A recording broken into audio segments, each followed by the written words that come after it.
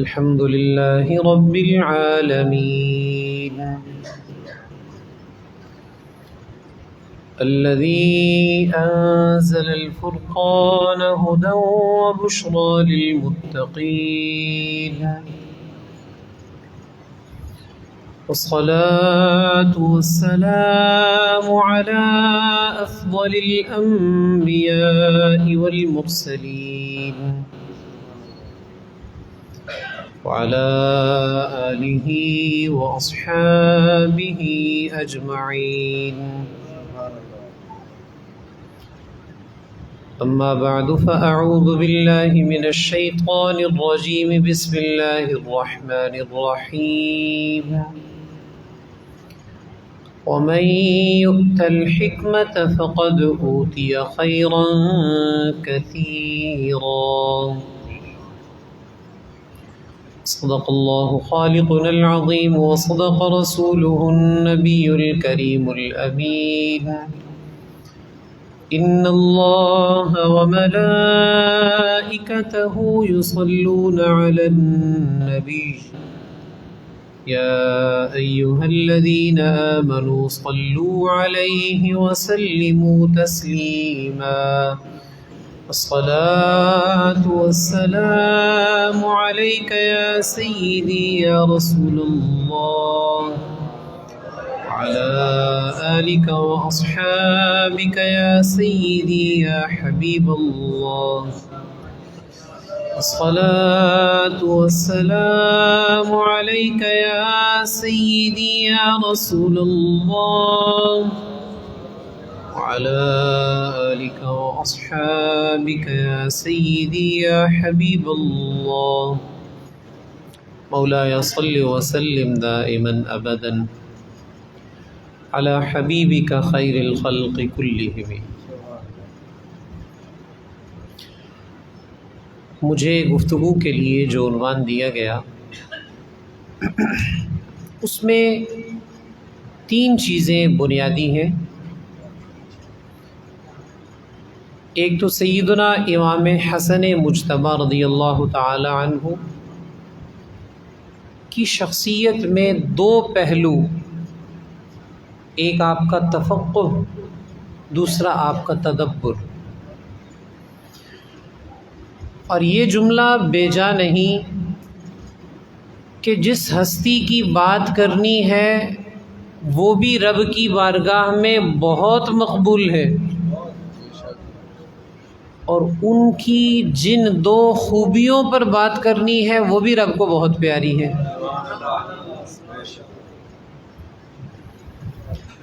جس شخصیت کی بات کرنی ہے وہ بھی رب کے بہت مقبول ہے، اور جن خوبیوں کی بات کرنی ہے وہ بھی نصیب ہو بھول ہو جاتا. اس ہستی کے وقار کا اور رب کی بارگاہ میں ان کی مقبولیت کا عالم کیا ہے. اگر امام اہل سنت فرمایا حسن مجتبی سید الاسخیاء، حسن مجتبی سید الاسخیاء، راکب دوش عزت پہ بحر ندا، اوج مہر ہدا موج بحر ندا، روح سخاوت پہ لاکھوں سلام. شہد خار لعاب زبان نبی، چاشنی گیر عصمت پہ لاکھوں سلام. ان اشعار کو مختصر انداز میں چند لفظوں میں تشریح کروں. حضرت امام اہل سنت فرماتے ہیں جس حسن مجتبی کی تعریف کرنی ہے ان کی پہلی خوبی یہ ہے کہ وہ سخیوں کے سردار ہیں. یہ جو جملہ ہے نا، سخیوں کے سردار ہے، کہنے کو ایک لفظ ہے لیکن بات بہت بڑی ہے. داتا صاحب سخی ہیں، ساری دنیا مانتی ہے. جس کو جتنا ظرف تھا اتنا نوازا اور اس نے اسی طرح کہا فیض عالم مظہر نور خدا.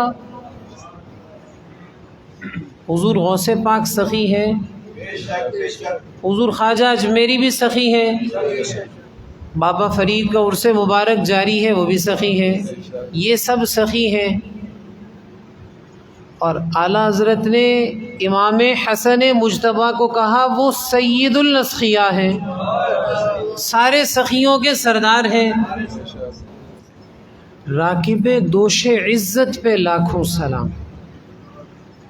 آسان لفظوں میں یوں کہہ لیجئے، مخلوق میں اللہ نے جس ہستی کو سب سے زیادہ عزت عطا فرمائی ہے اس کے کندھوں پر سوار ہونے والے بھی حسن مجتبیٰ ہی ہیں.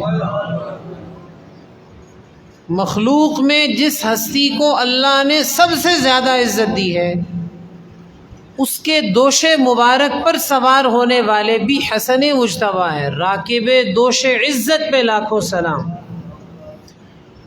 اوج مہر ہدا، ہدایت کے سورج کا کمال. اوج مہر ہدا، موج بحر ندا، سخاوت کے سمندر کی لہر. ہدایت کا سورج چمک رہا ہے اور سارے جہان کو منور کر رہا ہے، اور اس کا اوج جناب حسن مجتبیٰ ہے. سخاوت کا دریا بہہ رہا ہے اور دنیا کے بھکاری سیراب ہو رہے ہیں، اور اس کی لہر جناب حسن مجتبیٰ ہے. روح سخاوت پہ لاکھوں سلام.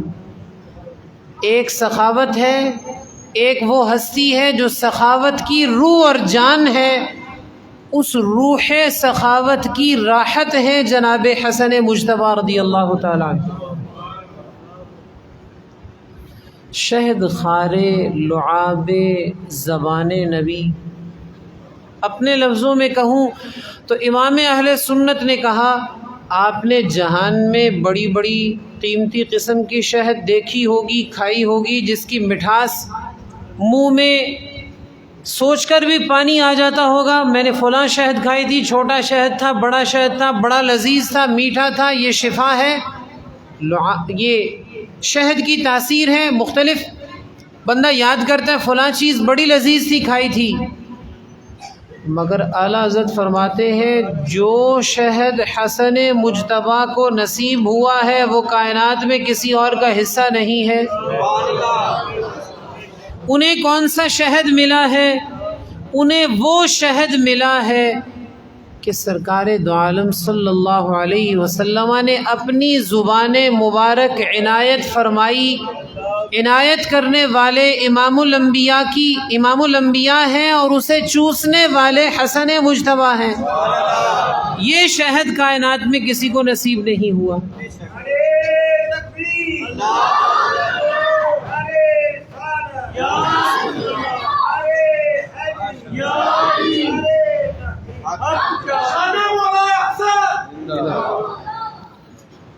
شہد خارے لعاب زبان نبی، چاشنی گیر عصمت پہ لاکھوں سلام. آسان لفظوں میں یوں کہہ لیجئے، امام اہل سنت فرماتے ہیں معصوم تو وہ نہیں ہے، کیونکہ معصوم صرف انبیاء ہے. 14 معصوم نہیں ہے، 12 معصوم نہیں ہے. آخری معصوم انسانوں میں آخری نبی ہیں صلی اللہ تعالیٰ علیہ وسلم.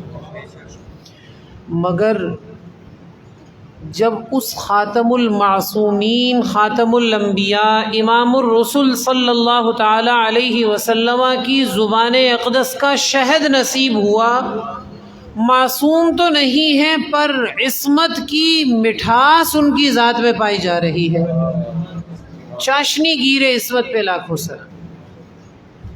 امام اہل سنت کا یہ حسین شعر ہمارے دور کی اس بے اعتدالی کا بھی ازالہ کرتا ہے.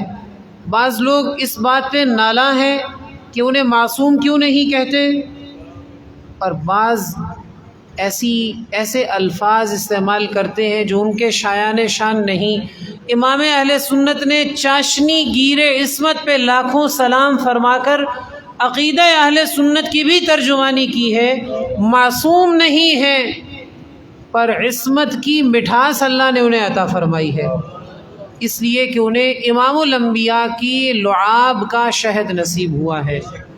میرے موضوع میں پہلی بات تھی امام حسن مجتبیٰ رضی اللہ تعالی عنہ۔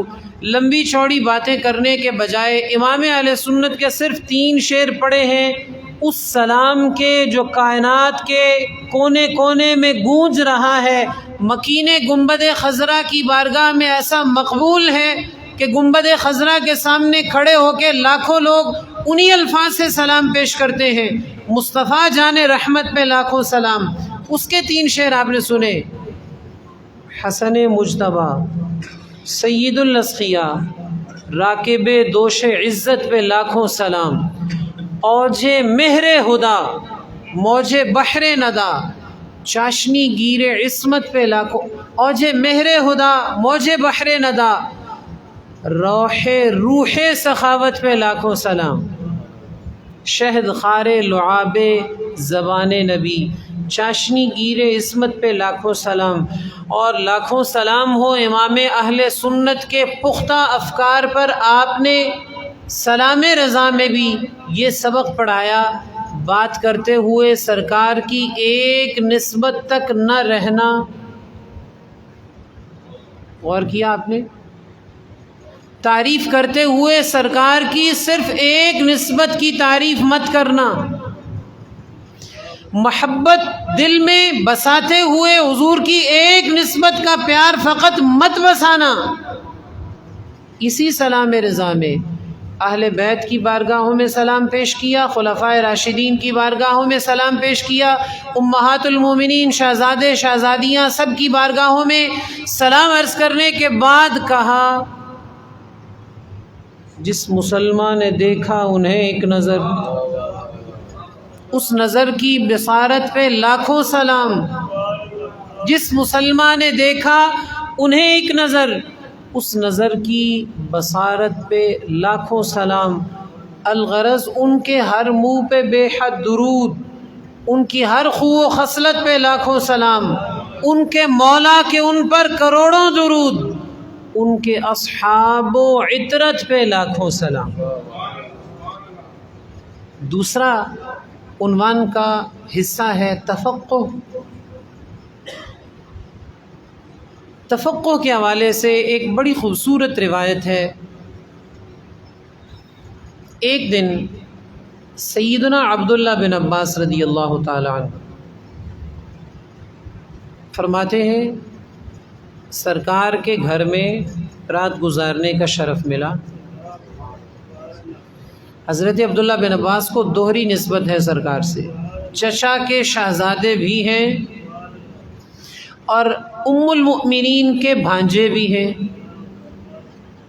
جب کبھی رات گزارنے کا دل چاہتا خالہ جان کے پاس آ جاتے، آج رات آپ کے پاس رہنا ہے۔ ایک رات سرکار کے در دولت پہ رہے۔ فرماتے ہیں رات کو حضور نماز کے لیے اٹھے، قیام فرما ہوئے، میں بھی اٹھ کر سرکار کے پیچھے آ کر کھڑا ہو گیا۔ شرعی مسئلہ یہ ہے کہ مقتدی اکیلا ہو تو امام کے برابر کھڑا ہوتا ہے، زیادہ ہو تو پیچھے کھڑے ہوتے ہیں۔ فرماتے ہیں سرکار نے دست مبارک پیچھے کیا، میرے ہاتھ سے پکڑ کر مجھے اپنے برابر کھڑا کر لیا۔ حکم کی بجا آوری کے لیے چند لمحے ساتھ کھڑا ہو گیا، سرکار نماز کی طرف متوجہ ہوئے، میں پھر پیچھے ہو گیا۔ نماز سے فراغت ہوئی، سرکار دو عالم صلی اللہ علیہ وسلم نے ارشاد فرمایا مالک اجعلک حذائی صلی اللہ علیہ وسلم کی مجال کیا ہے کہ آپ کے برابر کھڑا ہو۔ تو اس حدیث سے متعلق کئی باتیں کرتا، لیکن موضوع سے تھوڑا سا ہٹ کر ہے، تفقہ کی بات کر کے آگے بڑھوں گا۔ حضرت عبداللہ بن عباس فرماتے ہیں، اور یاد رہے جناب عبداللہ بن عباس امت کے بڑے فقہا میں سے ایک ہیں، بڑے فقہا میں سے ایک ہیں۔ فرماتے ہیں فَأَعْجَبْتُهُ، پنجابی چ دساں میرے منہوں وہ جملہ نکلیا جڑا سائیں پسند آ گیا، میری زبان سے وہ جملہ نکلا جو آقا کریم صلی اللہ علیہ وسلم کو پسند آ گیا۔ دعا کرانا اور ہے، دعا لینا اور ہے، دعا کے لیے کہنا اور ہے، لیکن کام ایسا کرنا کہ مالکوں کو پسند آ جائے اور وہ دعا سے نوازیں، یہ اور ہے۔ جناب عبداللہ بن عباس فرماتے ہیں میری یہ بات سرکار کو پسند آ گئی اور حضور نے دعا دی۔ وہ کیا دعا تھی؟ اے اللہ ابن عباس کی فقاہت میں اضافہ فرما دے۔ یہی تو میں بتانا چاہتا ہوں، تفقہ کتنی بڑی دولت ہے۔ ابن عباس کی فقاہت میں اضافہ کر دے۔ اور سرکار نے یہ دعا اس وقت ارشاد فرمائی جب ابن عباس پر نوازنے کا، ابن عباس رضی اللہ عنہما کو نوازنے کے لیے دریائے کرم جوش میں تھا، روح سخاوت کا دریائے کرم جوش پہ تھا۔ اس جملے پہ غور کیا ہے؟ روح سخاوت کی بات کرتے ہوئے ذکر ہو رہا ہے کہ روح سخاوت کا دریائے کرم جوش پہ آیا، اور جناب ابن عباس کو بہت نوازنا چاہا تو کیا نوازا؟ اللہ ابن عباس کو اور بڑا فقیہ بنا دے، فقاہت میں اور اضافہ کر دے۔ اس کا مطلب ہے فقاہت بہت بڑی دولت ہے، اتنی بڑی دولت ہے، بینک بیلنس بڑھ رہا ہے، پلازے بڑھ رہے ہیں، گاڑیاں بڑھ رہی ہیں، پروٹوکول بڑھ رہا ہے، نشانی نہیں ہے کہ رب نواز رہا ہے، لیکن دین کی سمجھ آنا شروع ہو گئی ہے، روز ایک مسئلہ سیکھنا شروع کر دیا ہے، دین کی کتابوں کے ساتھ تعلق جڑ رہا ہے، علماء سے سیکھنے کا شوق پیدا ہو رہا ہے، تو سرکار فرماتے ہیں جسے اللہ نوازنا چاہے اسے دین کی فقاہت عطا فرماتا ہے، دین کی سمجھ عطا فرماتا ہے۔ اگر دل میں دین سیکھنے کا شوق بڑھ رہا ہے تو سمجھیے رب نواز رہا ہے۔ تفقہ کی بات ہو گئی، اور میرے موضوع میں تیسرا بنیادی حصہ ہے تدبر۔ تدبر عربی کا ایسا جامع لفظ ہے جسے اردو میں کہیں تو دور اندیشی بھی کہہ سکتے ہیں، حلم بھی کہہ سکتے ہیں، اسے اردو میں کہنا چاہیں تو سیادت بھی کہہ سکتے ہیں، حسن تدبیر بھی کہہ سکتے ہیں، مختلف الفاظ سے تعبیر کیا جا سکتا ہے، اس میں حکمت بھی شامل ہے، اور یہ اتنی بڑی دولت ہے کہ رب قرآن میں فرماتا ہے وَمَن يُؤْتَ الْحِكْمَةَ فَقَدْ أُوتِيَ خَيْرًا كَثِيرًا، جسے حکمت عطا ہوئی اسے ڈھیروں بھلائی عطا ہو گئی، خیر کثیر عطا ہو گیا، بھلائیوں کی کثرت نصیب ہو گئی اس بندے کو جسے حکمت نصیب ہوئی۔ اور ہم تو بات کرنا چاہتے ہیں اس ہستی کی جو شہر حکمت کا نواسا ہے اور شہر حکمت کے دروازے کا شہزادہ ہے، اس کے تدبر کے کیا کہنے؟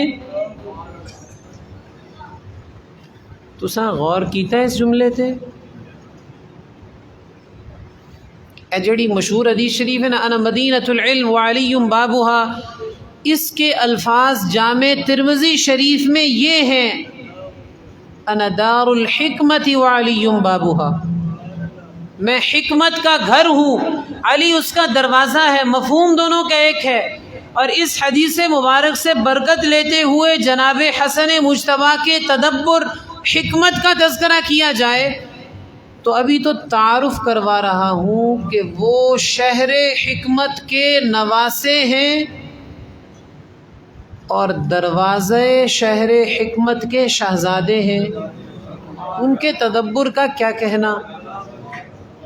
حضرت امام حسن مجتبی رضی اللہ تعالی عنہ کی پیدائش ہوئی ہے اعلان نبوت کے بلکہ ہجرت مبارکہ کے تیسرے سال رمضان المبارک کی 15ویں شب کو۔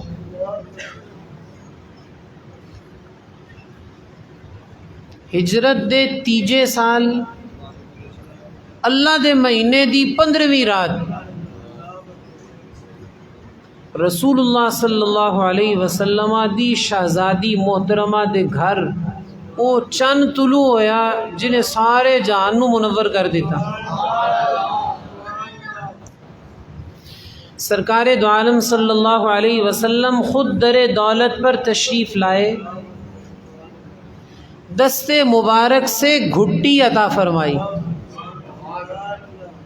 شہد خارے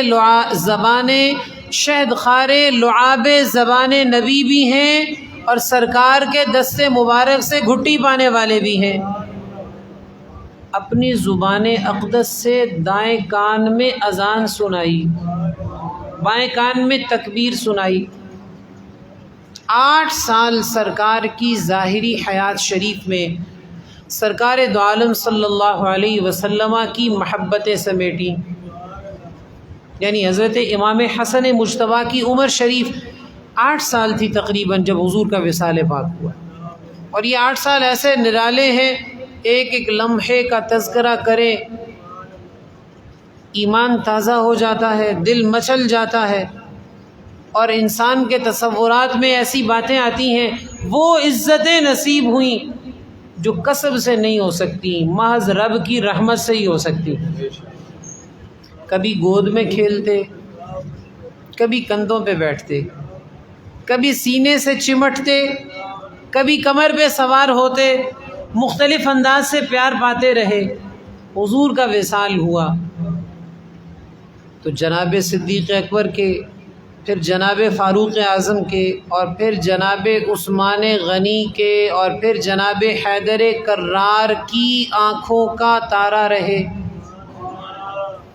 40 ہجری رمضان المبارک میں وصال ہوا ہے، شہادت ہوئی ہے امیر المؤمنین خلیفہ رابع سیدنا علی مرتضیٰ کرم اللہ وجہ الکریم کی، 40 ہجری رمضان المبارک۔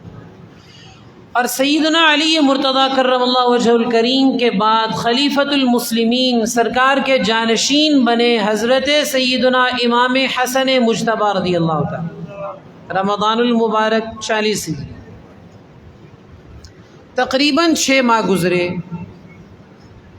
61 ہجری ماہ ربیع الاول شریف، 40,000 کی فوج پیچھے کھڑی ہے، مگر جناب امام حسن مجتبی نے نانا جان کی امت کی بھلائی کے لیے اپنی رضا و خوشی سے اور نانا جان کی دی ہوئی بشارت کو پورا کرتے ہوئے ربیع الاول 41 ہجری کو سلطان اسلام سیدنا امیر معاویہ کے سپرد کر دی خلافت اور ان کے ہاتھ پر بیعت کر لی۔ اس کے بعد خلیفہ بن گئے، امیر المومنین ہو گئے سیدنا امیر معاویہ رضی اللہ تعالیٰ، پہلے سلطان اسلام۔ جب جناب حسن مجتبی نے ان کی بیعت کی،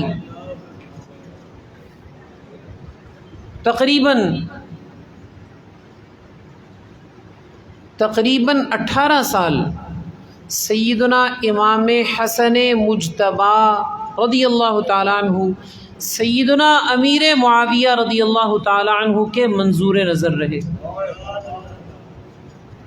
آپ کی عمر مبارک 45 سال 5 ماہ اور کچھ دن تھی سیدنا امام حسن مجتبی کی، جب 5 ربیع الاول شریف 59 ہجری کو آپ کا وصال مبارک ہوا، شہادت سری کے مقام پر فائز ہوئے، اور جنازہ کے بعد نانا جان کے قدموں میں جنت البقیع کے اندر اپنی والدہ ماجدہ کے پاس آرام فرما ہوئے۔ مختصر سوانحی خاکہ سنا آپ نے سیدنا امام حسن مجتبی رضی اللہ تعالی۔ آپ کے ایک ایک وصف پر بات کی جائے تو بہت لمبی گفتگو ہو سکتی ہے، مگر میں نے انشاءاللہ اپنے وقت مقرر میں بات کو سمیٹنا ہے۔ آپ کا تفقہ، فقاہت، دین کی سمجھ، قرآن کا فہم، حدیث کے حوالے سے صحیح معنی تک رسائی رب نے کیسی شان عطا فرمائی۔ ایک مثال ہے، سیدنا امیر معاویہ رضی اللہ تعالیٰ عنہ سے ملاقات کے لیے ایک موقع پر امام حسن مجتبیٰ تشریف لائے۔ واپس جانے لگے تو کسی خادم نے کہا، آئے ہو تے ساڈی بھی چولی پر دے جاؤ۔ کیا ہوا؟ اولاد نہیں ہے، کرم نوازی فرمائیے، اللہ اولاد سے نواز دے۔ ارشاد ہوا، استغفار کثرت سے کرو، اللہ کی بارگاہ میں کثرت سے گناہوں کی معافی مانگو، اللہ کریم کرم فرما دے گا۔ اللہ نے اسے 7-8 بیٹے عطا فرما دیے۔ حضرت امیر معاویہ رضی اللہ تعالیٰ عنہ کو پتہ چلا کہ اس بندے کو بھیک ملی ہے سید الاسقیاء کی بارگاہ سے۔ پوچھا انہوں نے کیا وظیفہ بتایا تھا؟ کہنے لگے ارشاد فرمایا تھا استغفار کی کثرت کرو، استغفار کی کثرت کرو، یعنی استغفر اللہ پڑھو، اللہ سے معافی مانگو، توبہ کرو۔ حضرت سیدنا امیر معاویہ رضی اللہ تعالیٰ عنہ فقیہ ہیں، وہ بھی فقیہ ہیں، مجتہد ہیں، ان کے فقیہ ہونے کا ذکر بخاری شریف میں ہے۔ سیدنا عبداللہ بن عباس نے فرمایا وہ فقیہ ہیں۔ حضرت امیر معاویہ، بندہ جس فن سے تعلق رکھتا ہو اس کے حوالے سے گہرائی میں جانے کا شوق ہوتا ہے۔ حضرت سیدنا امیر معاویہ رضی اللہ تعالیٰ عنہ کو شوق ہوا، یہ وظیفہ امام حسن مجتبیٰ نے کہاں سے لیا ہے، قرآن کی کون سی آیت سے لیا ہے، سرکار کی کون سی حدیث سے لیا ہے۔ سبحان اللہ، اللہ جسے نوازنا چاہے اسے دین کی سمجھ عطا کرتا ہے۔ جناب امیر معاویہ نوازے ہوئے ہیں، فقیہ ہیں، لیکن فقاہت کے اندر اتنا شوق ہے، امام حسن مجتبیٰ نے وظیفہ بتایا ہے۔ اب آئیں تو پوچھنا مہربانی کر دی ہے، جھولی بھر گئی ہے، یہ بھی تو بتائیے کہاں سے بھری ہے، کون سی آیت سے وظیفہ نکالا ہے۔ امام حسن مجتبیٰ سے دوبارہ ملاقات ہوئی، اس بندے نے سوال کیا یہ وظیفہ کہاں سے لیا ہے؟ فرمانے لگے قرآن سے۔ کہنے لگا کون سی آیت سے؟ فرمایا اللہ کے نبی سیدنا ہود نے اپنی قوم کو اور سیدنا نوح علیہ السلام نے اپنی قوم سے استغفار کی برکتیں ذکر کرتے ہوئے فرمایا تھا، وَيُمْدِدْكُمْ بِأَمْوَالٍ وَبَنِينَ وَيَجْعَلْ لَكُمْ جَنَّاتٍ وَيَجْعَلْ لَكُمْ أَنْهَارًا۔ رب کی بارگاہ میں استغفار کرو، بہت سارے انعامات میں سے ایک انعام یہ بھی ہوگا کہ اللہ مال بھی عطا کرے گا، بیٹے بھی عطا فرمائے گا۔ جناب نوح نے اپنی قوم سے، جناب ہود نے اپنی قوم سے فرمایا وَيَزِدْكُمْ قُوَّةً إِلَىٰ قُوَّتِكُمْ۔ تو قرآن کی اس آیت سے وظیفہ اخذ کیا ہے، جس بندے کو اولاد چاہیے ہو، مال چاہیے ہو، رزق چاہیے ہو، رب کی بارگاہ میں کثرت سے استغفار کرے، اللہ اسے ساری نعمتیں عطا فرمائے گا۔ بات ہو رہی تھی تفقہ کی، قرآن آپ بھی پڑھتے ہیں، میں بھی پڑھتا ہوں، اللہ توفیق دے اس کا ترجمہ بھی پڑھیں، سمجھنے کی بھی کوشش کریں، لیکن قرآن سے سمجھ اتنا ہی آتا ہے جتنا صاحب قرآن کرم فرماتے ہیں۔ آپ کہیں گے یہ بات میں نے کیسے کہہ دی؟ رب قرآن میں فرماتا ہے وَأَنزَلْنَا إِلَيْكَ الذِّكْرَ لِتُبَيِّنَ لِلنَّاسِ مَا نُزِّلَ إِلَيْهِمْ۔ اے حبیب، ہم نے آپ کی طرف قرآن نازل کیا تاکہ آپ لوگوں سے بیان کریں کہ ان کی طرف کیا نازل کیا گیا ہے۔ قرآن سمجھ آتا ہے بارگاہ مصطفیٰ سے ہو کر قرآن کو سمجھنے کی کوشش کرنے کے بعد، اور اتنا ہی سمجھ آتا ہے جتنا وہاں سے بیان کیا جاتا ہے۔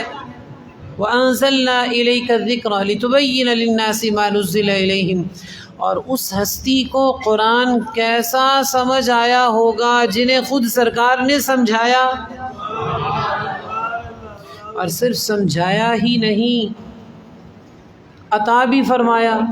آپ نے اشارہ نہیں دیکھا، صرف سمجھایا ہی نہیں، زبان پاک ان کے منہ میں ڈال کے عطا بھی فرمایا فہم قرآن کو۔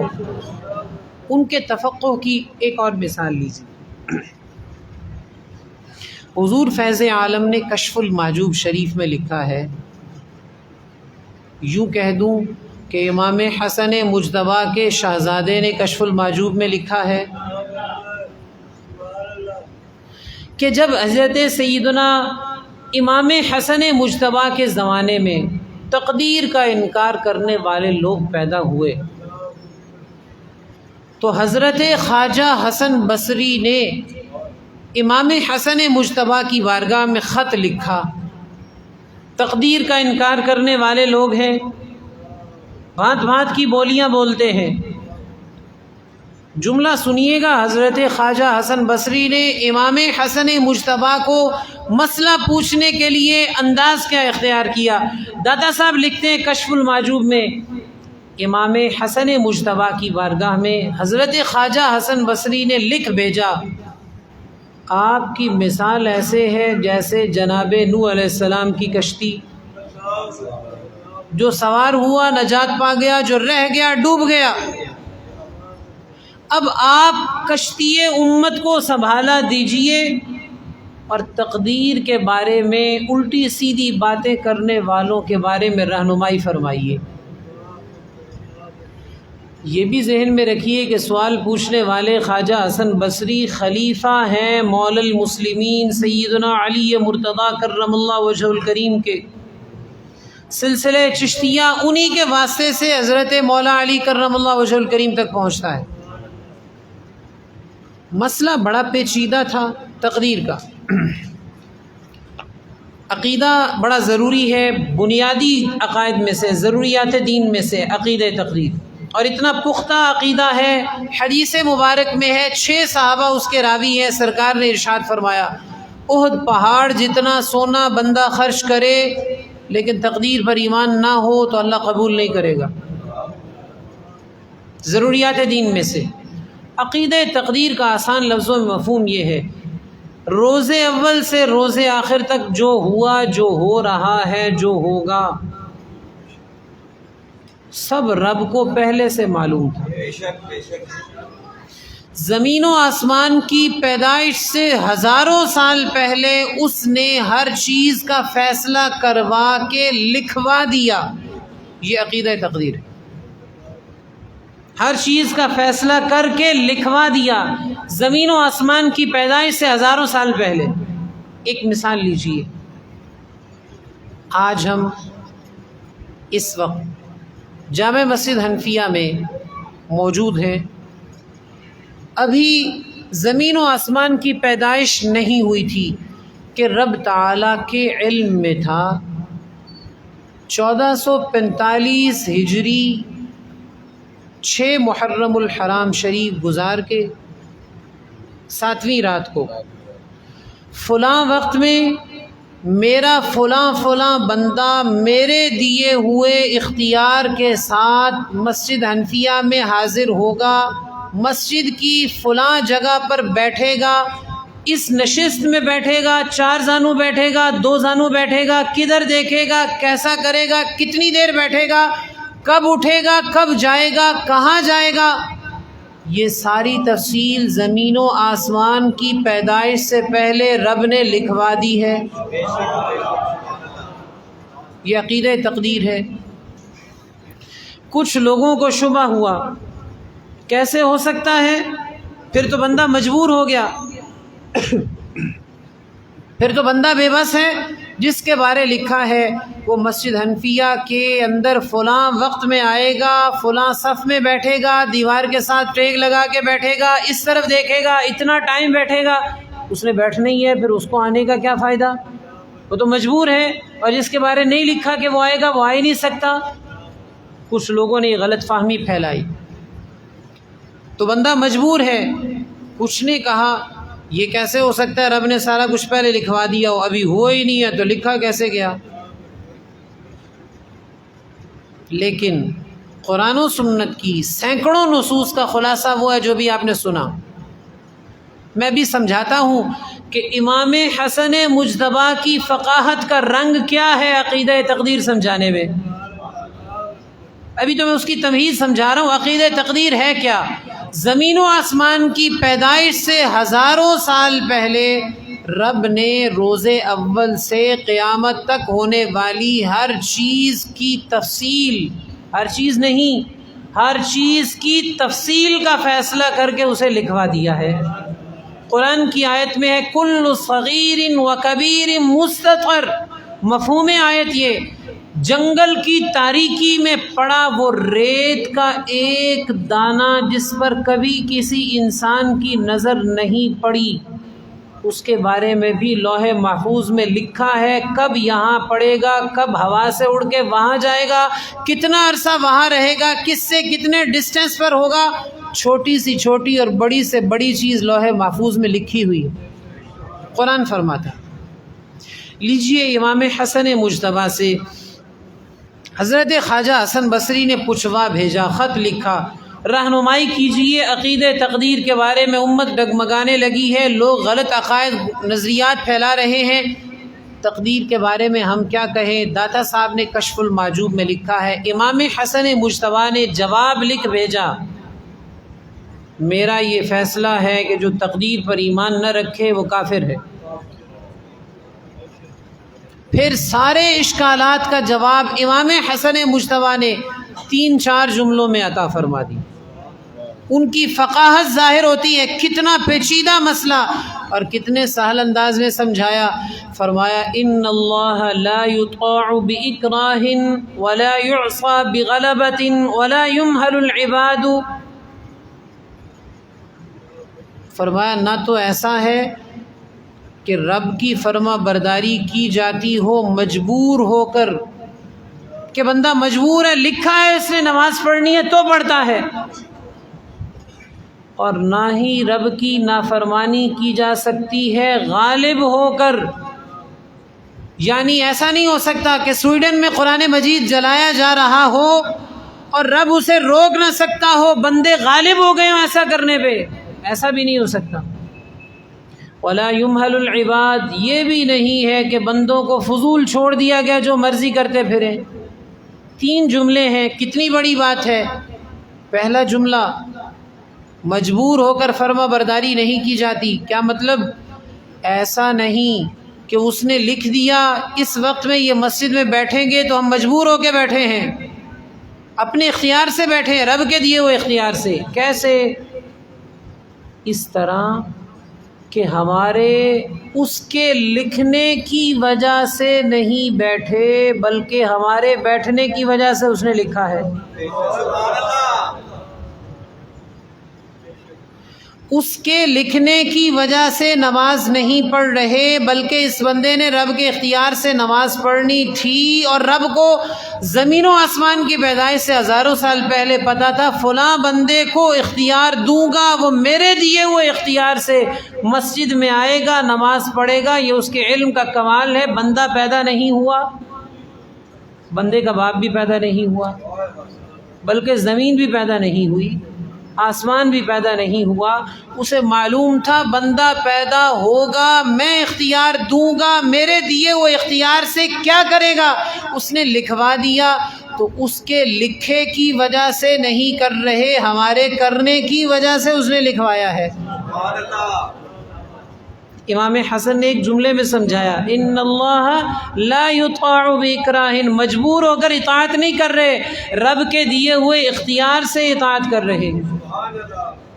ولا یعصى بغلبۃ، غالب ہو کر نافرمانی کوئی نہیں کرتا۔ ایسا نہیں ہے کہ سویڈن میں قرآن جلانے والے جلانا چاہتے ہیں تو رب روک نہیں سکتا، وہ چاہے تو روک دے، ہاتھ آگے بڑھایا جم جائے، قیامت تک نشان عبرت بنا رہے، لیکن وہ اپنی مرضی سے نہیں روکتا۔ کیوں؟ یہی تو امتحان ہے۔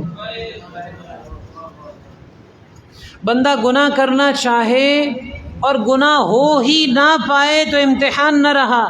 امتحان یہ ہے، سامنے بدنگاہی کا منظر ہے، بندہ دیکھنا چاہتا ہے، رب تعالی جل مجد العزیز چاہے تو بندہ ادھر دیکھے، دکھائی ہی نہ دے، لیکن امتحان نہ رہے.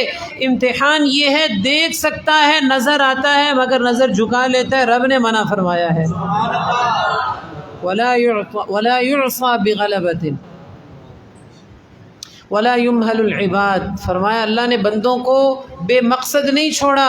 ایسا نہیں ہے کہ جو بندہ مرضی کرتا پھرے، پوچھنے والا کوئی نہیں. اس نے اختیار بھی دیا ہے، اختیار استعمال کرنے کی قدرت بھی دی ہے، دیا اسی نے ہے، لیکن بندے کا اختیار رب کے اختیار کے ماتحت ہے. بندے کے اختیار رب کے اختیار کے ماتحت ہے.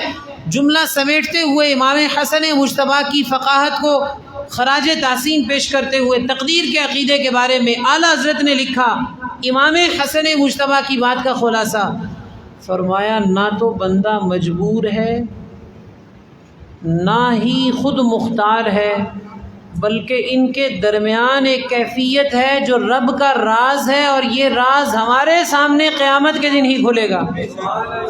لیکن ایمان رکھنا ہے کہ اس نے لکھوایا بھی ہے، فیصلہ بھی کیا ہے، مجبور بھی نہیں ہے، خود مختار بھی نہیں ہے.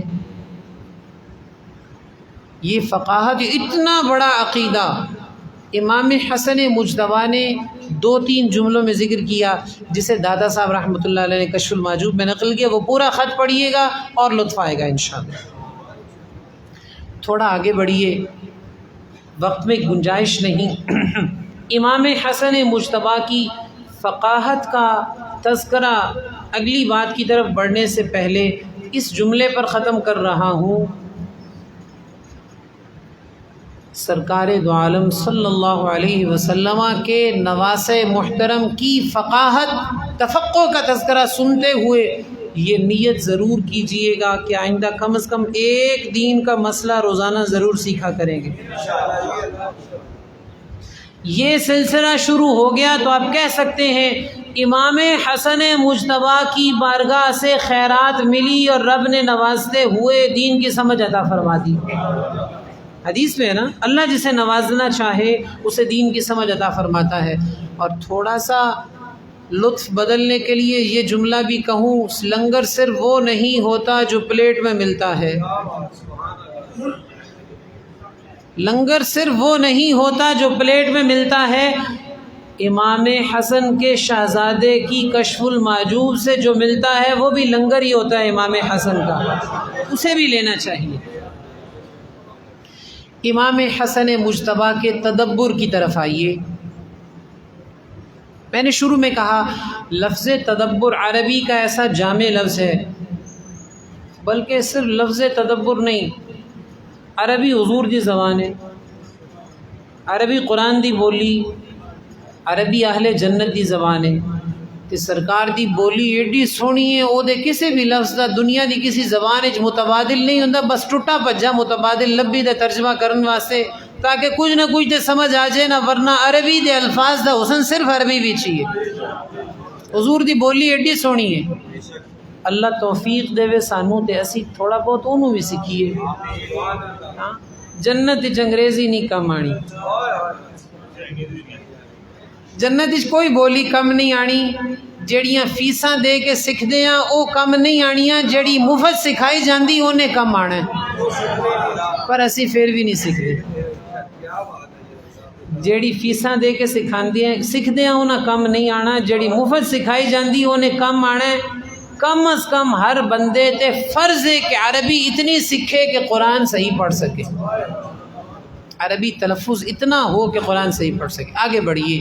امام حسن مجتبیٰ رضی اللہ تعالیٰ عنہ کو سرکار نے ایک حدیث میں فرمایا، ان ابنی ھذا سید، میرا یہ بیٹا سید ہے. حضور نے فرمایا میرا یہ بیٹا سید ہے. اب اس لفظ سید کو اردو میں کیسے تعبیر کریں؟ اردو میں کہہ تو دیتے ہیں سید ہے، مگر عربی والے سید کا ترجمہ اردو کے سید میں نہیں ہوتا. اس سرکار کی اس حدیث مبارک میں ان ابنی ھذا سید کی تشریح کرتے ہوئے علامہ مناوی نے لکھا ای حلیم کریم متحمل، میرا یہ بیٹا سید ہے فرما کر حضور نے سمجھایا ہے حلم والا بھی ہے، سخاوت والا بھی ہے، متحمل بھی ہے۔ حضرت شیخ محقق نے اسی حدیث کی شرح میں لکھا الذی یفوق الخیر اہل زمانہ، سید اسے کہتے ہیں جو اپنے زمانے والوں میں خیر کے اندر سب سے بڑھ کر ہو۔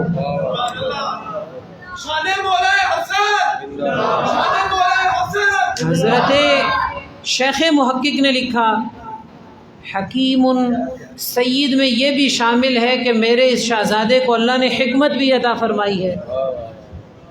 اچھا، اب امام حسن مجتبیٰ کو سرکار نے فرمایا میرا یہ بیٹا سید ہے، اگر اس کا ان دونوں شروحات کی روشنی میں ترجمہ کریں تو گویا حضور نے فرمایا میرا یہ بیٹا حلم والا بھی ہے، سرداری والا بھی ہے، حکمت والا بھی ہے، تدبر والا بھی ہے، دور اندیش بھی ہے، اور امت کی خیر خواہی کرنے والا بھی ہے۔ عموماً ایسا ہوتا ہے کسی بندے کو 4 آنے مل جائیں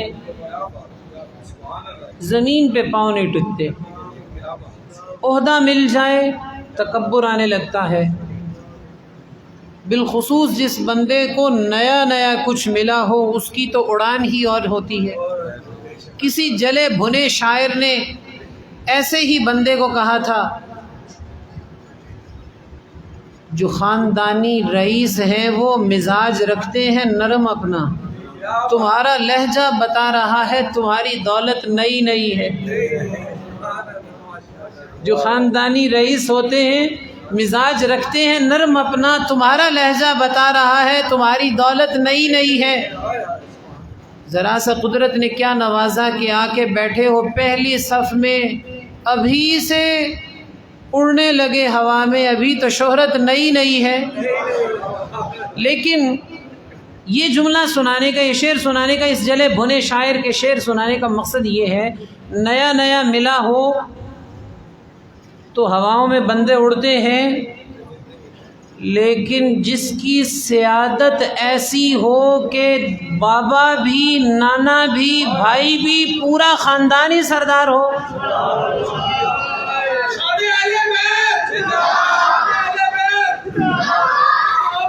جس کی سیادت ایسی ہو کہ نانا نبیوں کا سردار ہو، جس کی سیادت ایسی ہو کہ بابا ولیوں کا سردار ہو، جس کی سیادت ایسی ہو کہ ماما بلکہ والدہ ماجدہ جنتی خواتین کے سردار ہوں، جس کی سیادت ایسی ہو کہ صرف دنیا میں نہیں جنت میں پہنچنے کے بعد بھی جنتی جوانوں کے سردار ہوں، اور سیادت بھی اردو والی نہیں، وہ جو سرکار نے لفظ سید فرمایا ہے، تو پھر اس کے تدبر، حلم، اس کی دور اندیشی اور اس کی ان خوبیوں کے کیا کہنے۔ امام حسن مجتبیٰ کی ساری زندگی میں جھلکتا رہا کہ وہ سید ہیں۔ امام حسن مجتبیٰ کی زندگی میں جھلکتا رہا کہ وہ سید ہیں۔ روایت میں ہے جب امام حسن مجتبیٰ کا وصال ہوا، مروان جنازہ پڑھنے آیا، تعریفیں کرنے لگا۔ کسی نے کہا ان کی زندگی میں تو تم انہیں غصہ دلاتے رہتے تھے، منہ چڑھاتے رہتے تھے، بکتے رہتے تھے، اب تعریفیں کر رہے ہو۔ کہنے لگا پتہ ہے کس کے ساتھ یہ سلوک کرتا تھا؟ کہنے لگا معلوم ہے کس کے ساتھ سلوک کرتا تھا؟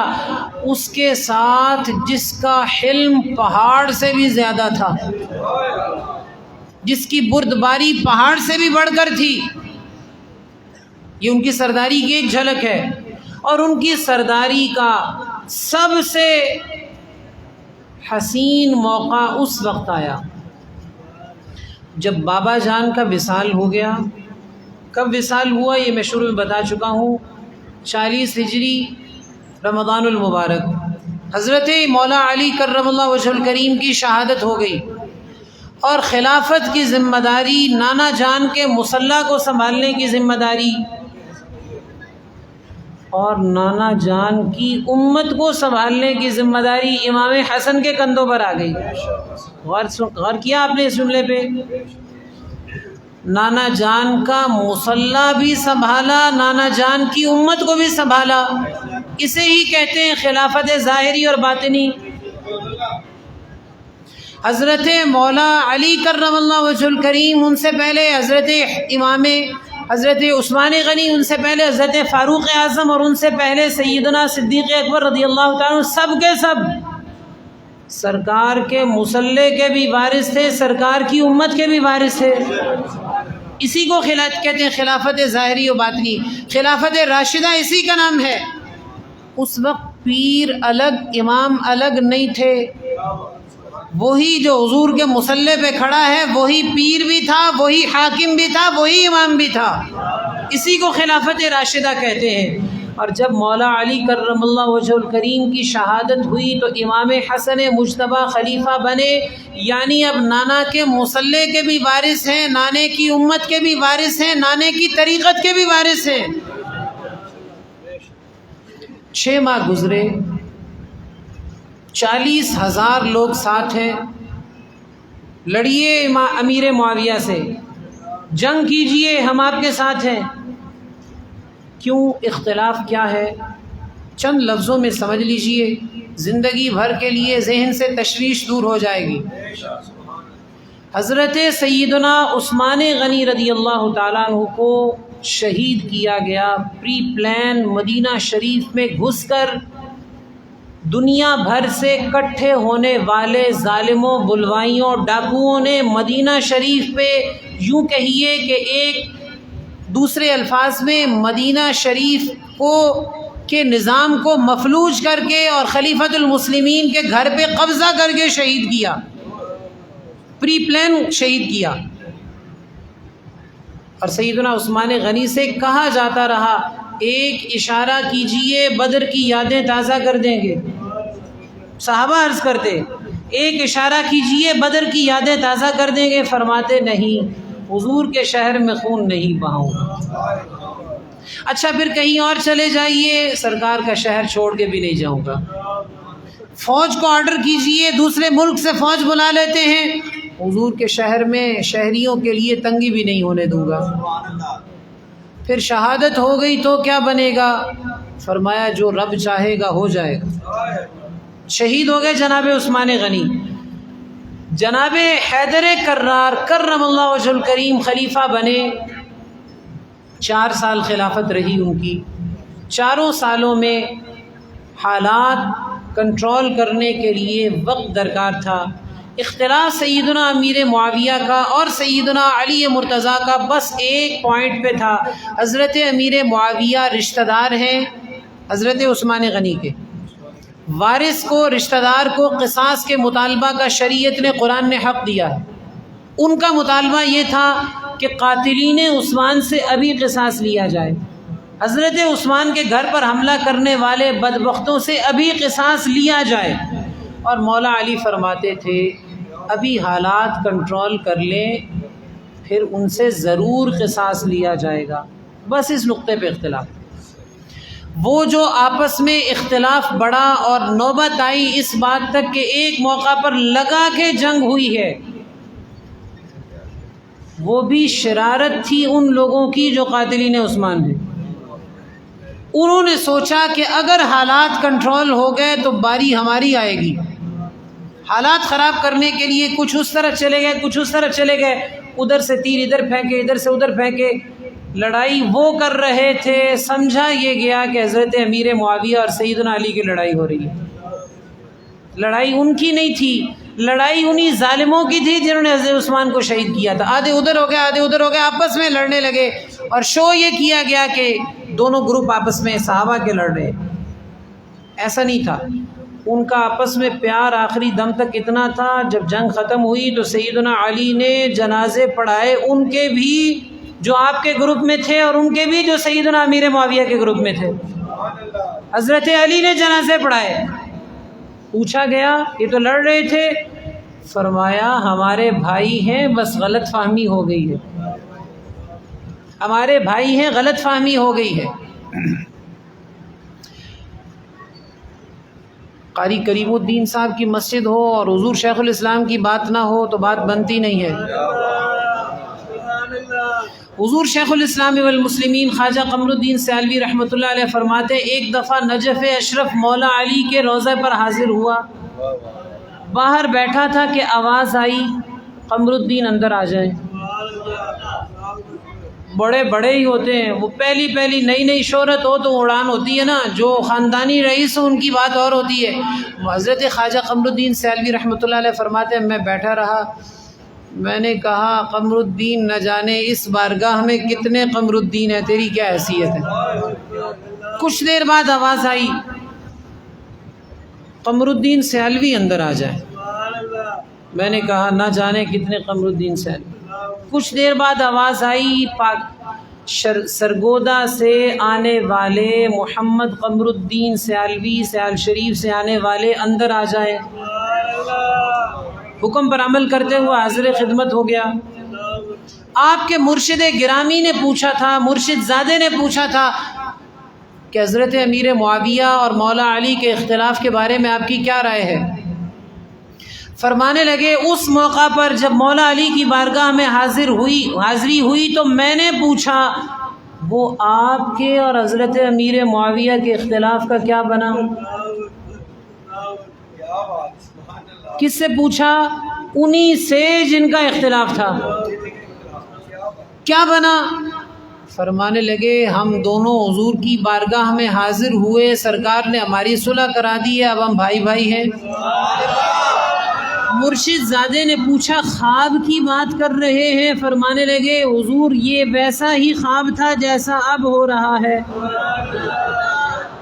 جن کا اختلاف تھا وہ تو فرمائیں حضور نے صلح کرا دی ہے، اور ان کا نام لے کے لوگ آپس میں لڑیں تو اس کا مطلب ہے بات ان کی نہیں، جھگڑا اپنا ہے، نام ان کا استعمال کرتے ہیں، نام ان کا استعمال کرتے ہیں، ان کا اختلاف نہیں ہے۔ وہ کہتے ہیں ہماری سرکار نے صلح کرا دی ہے۔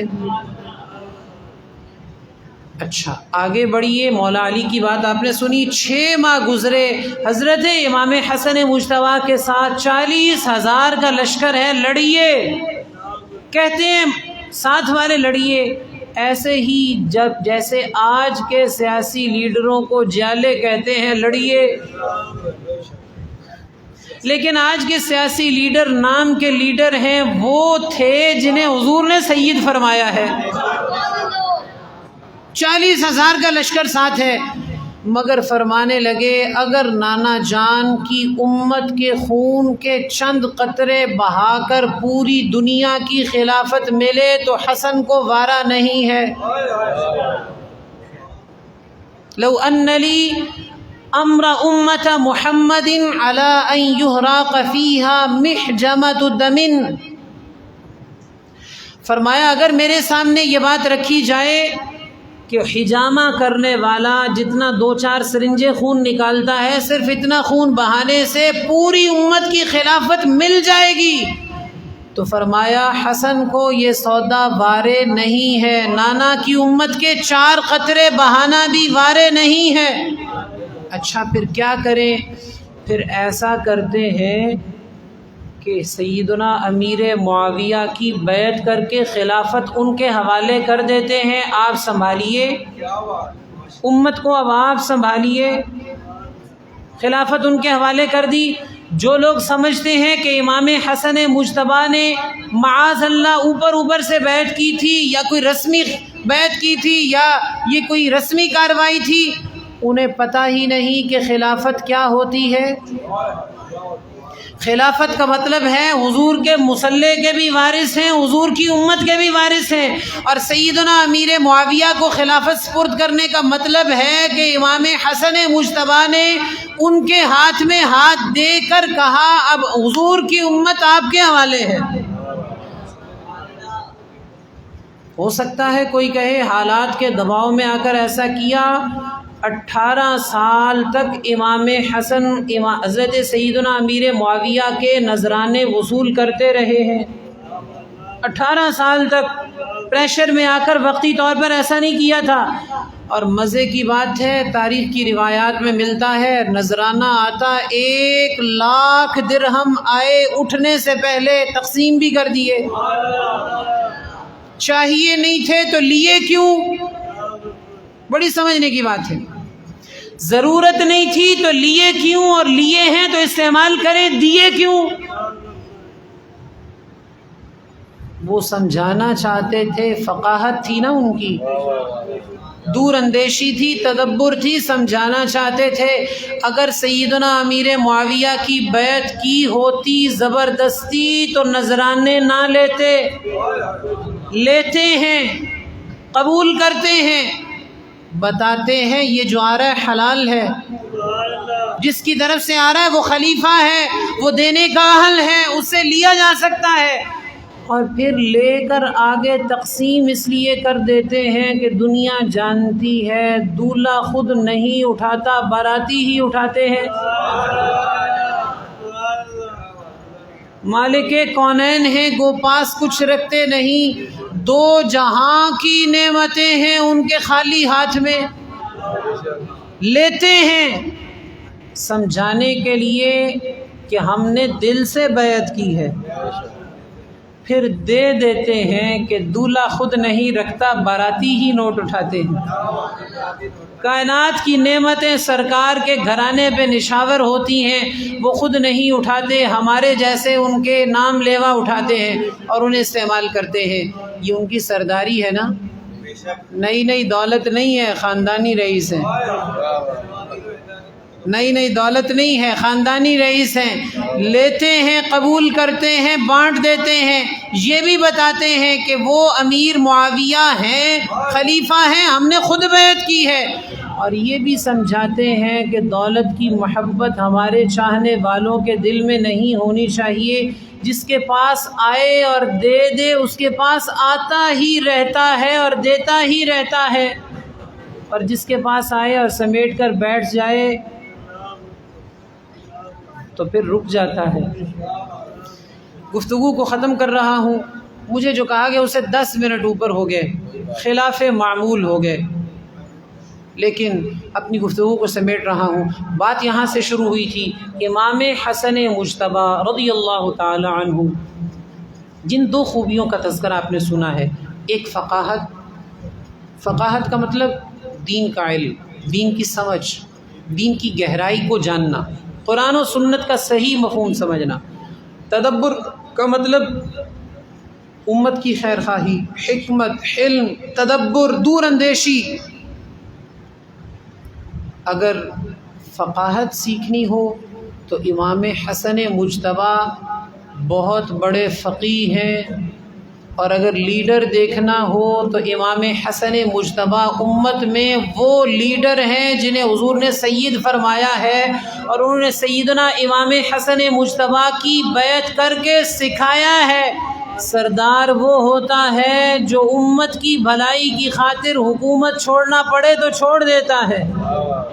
سردار وہ ہوتا ہے جو امت کی بھلائی کی خاطر ریاست کو ٹھوکر مارنا پڑے تو چھوڑ دیتا ہے. کہتا ہے امت چاہیے، حکومت نہیں چاہیے. اللہ کریم جل جلالہ امام حسن مجتبیٰ کی سیادت کی خیرات میں ہماری بخشش و مغفرت فرمائے، عقیدہ حق پر استقامت عطا فرمائے. وآخر دعوایا ان الحمد للہ رب العالمین. السلام مصطفیٰ جان رحمت